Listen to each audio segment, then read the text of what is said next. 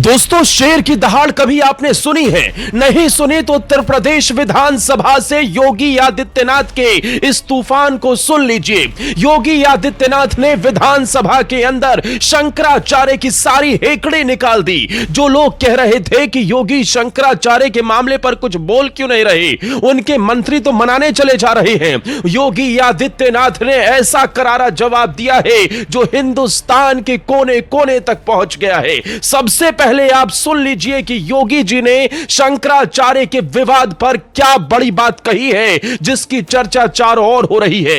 एक एक शब्द को सुनिए, गौर से सुनिए कि मुख्यमंत्री क्यों कह रहे हैं कि मेरे लिए भी, मैं मुख्यमंत्री हूं, लेकिन मुख्यमंत्री और कॉमन मैन के लिए भी कानून बराबर है। कोई शंकराचार्य है तो क्या हो गया, उसके लिए भी कानून जरूरी है। योगी जी की बात सुनिए, फिर मैं आपको बताता हूं कि कैसे उन्होंने इस दौरान एक बड़ा ऐलान भी कर दिया और अखिलेश यादव और समाजवादी पार्टी की भी खाल उधेड़ने का काम कर दिया। समाजवादी पार्टी बार बार एक झूठ को दोहराने का प्रयास करती है, अनावश्यक रूप से।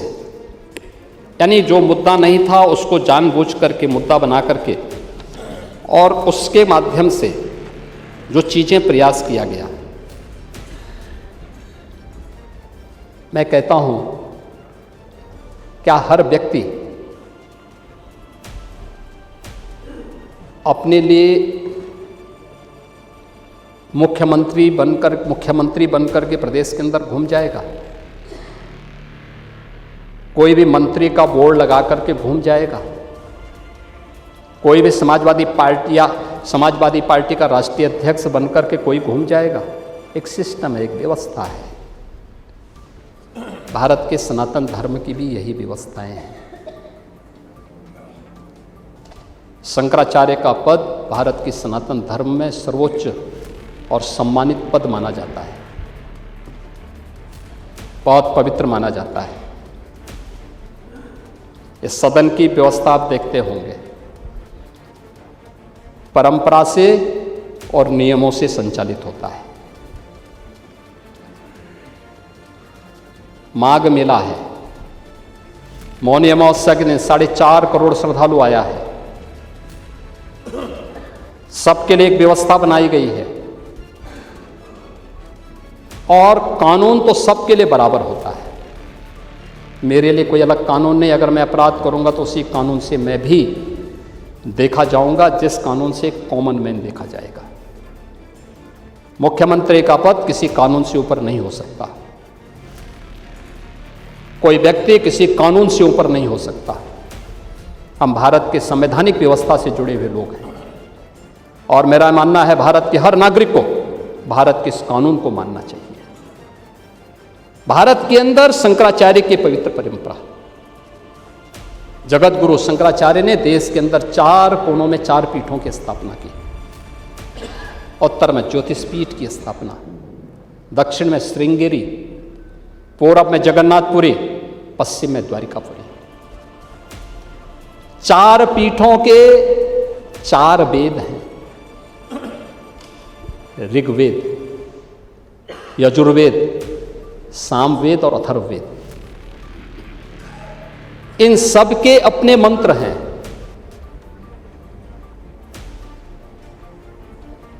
ऋग्वेद, इसका मंत्र प्रज्ञानम ब्रह्म, ये प्रज्ञा ही ब्रह्म है, इसका मंत्र है। क्योंकि बुद्धि की पवित्रता पर ऋग्वेद ध्यान देता है।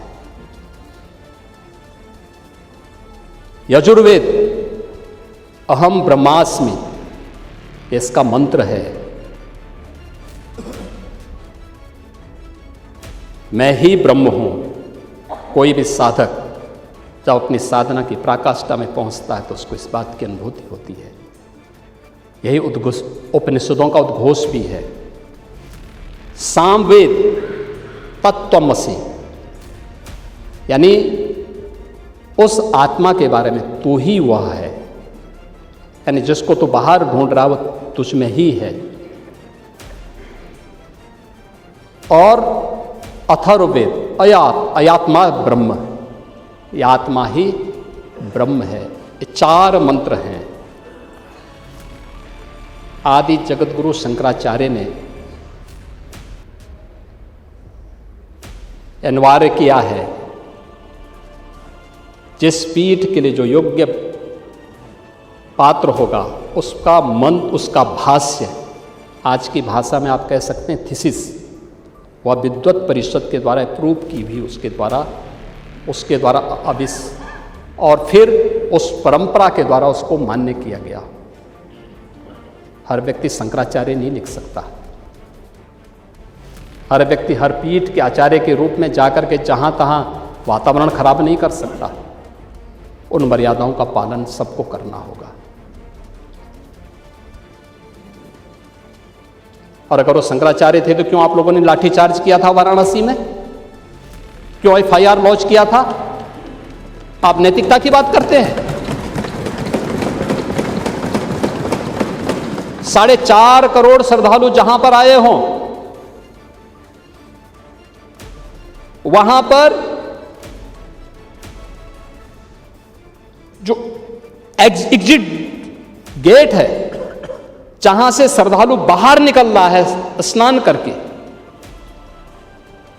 उस द्वार, उस पेंटून से, उस मार्ग से किसी को बाहर निकलने का कोई वो नहीं, क्योंकि उससे अंदर जाने का कोई प्रयास करता है तो एक नए स्टैम्पेड को जन्म देता है, वहां पे नए भगदड़ को जन्म देता है, श्रद्धालुओं के जीवन के साथ खिलवाड़ करता है। एक जिम्मेदार और मर्यादित व्यक्ति कभी इस प्रकार का आचरण नहीं कर सकता, कभी नहीं कर सकता। आपको पूछना है, सपा के लोग पूछें, लेकिन हम लोग मर्यादित लोग हैं, कानून का शासन पर विश्वास करते हैं, कानून का शासन पालन करना भी जानते हैं, पालन करवाना भी जानते हैं, दोनों चीजों को एक साथ लागू करवाना जानते हैं।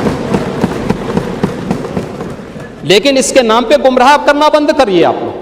तो योगी आदित्यनाथ की इस दहाड़ को जिसने भी सुना वो दंग रह गया। एक मुख्यमंत्री ने इतना बड़ा बयान दे दिया जब लोग सोच रहे थे कि शंकराचार्य के मामले पर जातिगत वोट बैंक को साधा जाएगा, योगी आदित्यनाथ खामोश हो जाएंगे। लेकिन शेर है शेर, बाबा डरते नहीं हैं, डंके की चोट पर बोलते हैं और उनके लिए कानून व्यवस्था सर्वोपरि है। अरे उसी कानून व्यवस्था के बदले ही उन्होंने 2017 से 2026 में उत्तर प्रदेश की तस्वीर बदल कर रख दी। दोस्तों, उत्तर प्रदेश के विधानसभा के अंदर जब योगी आदित्यनाथ बोल रहे थे तभी मुख्तार अंसारी का एक शार्प शूटर बाराबंकी में मारा गया।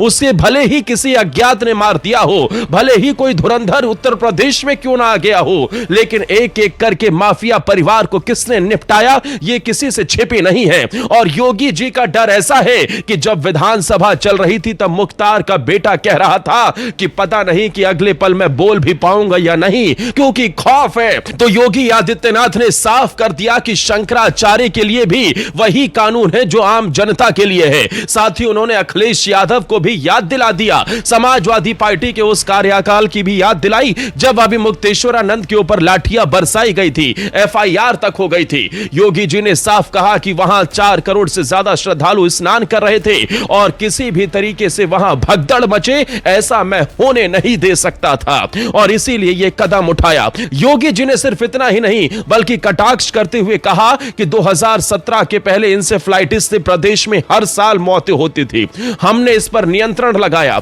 हमारी सरकार माफिया का नहीं मच्छरों का भी इलाज करती है। साथ ही योगी जी ने विधानसभा के अंदर से ही महिलाओं को बड़ा तोहफा दिया है। दोस्तों, उत्तर प्रदेश की 1 करोड़ निराश्रित महिलाओं के लिए योगी जी ने पिटारा खोल दिया। दिव्यांग जनों की भी पेंशन बढ़ी है और अब योगी जी के इस ऐलान के बाद 1000 रुपए से बढ़ाकर इस पेंशन को 1500 रुपए कर दिया गया है।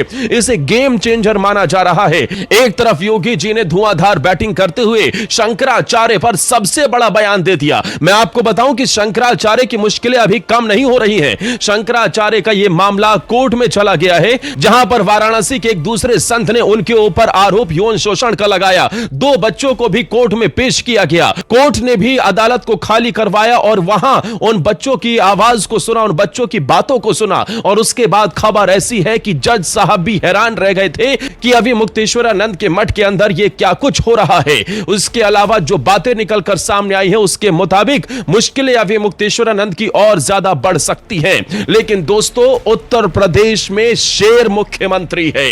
योगी आदित्यनाथ डरते नहीं हैं, डंके की चोट पर फैसले भी लेते हैं और हर विवाद पर, हर बात पर जवाब देना भी अच्छे से जानते हैं। अखिलेश यादव अपनी सियासी रोटियां सेक रहे थे। जिसने अभी मुक्तेश्वरानंद पर लाठियां चलाई थी वो शंकराचार्य उसी पूर्व मुख्यमंत्री अखिलेश यादव से फोन पर गपशप कर रहे थे और योगी जी की बुराई कर रहे थे। लेकिन आज उत्तर प्रदेश विधानसभा से योगी की दहाड़ पूरा देश सुन रहा है। साथ ही योगी आदित्यनाथ ने यह भी कहा कि 2017 से पहले यूपी को लोग गलत निगाहों से देखते थे।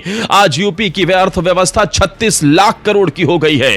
टैक्स चोरी रोकना भ्रष्टाचार पर सरकार का प्रहार है। बीते 9 साल में जनता पर कोई टैक्स नहीं लगाया। साथ ही योगी जी ने यह भी कह दिया कि सपा सरकार में अपराधी पैरेलल गवर्नमेंट चलाते थे।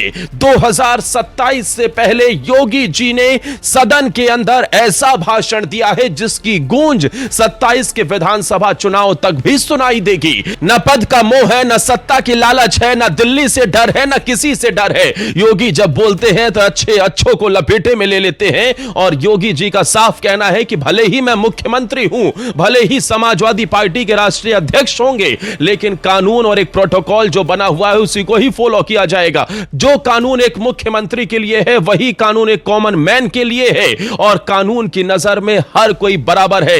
अगर मैंने अपराध किया तो मुझ पर भी कानूनी कार्रवाई होगी। योगी जी ने एक मुख्यमंत्री होने के नाते ऐसा बयान दिया जिसने एक बार फिर से योगी आदित्यनाथ का तूफान पूरे देश में खड़ा कर दिया। दोस्तों, शंकराचार्य विवाद मामले पर योगी जी के इस बयान को आप 10 में से कितने नंबर देंगे? योगी जी के कार्यकाल पर आप क्या कहेंगे? क्या 2027 में फिर से बाबा को आप सीएम बनते देखना चाहते हैं? तो कमेंट में जरूर बताना। जय श्री राम लिखना और ज्यादा से ज्यादा इस वीडियो को शेयर करना दोस्तों।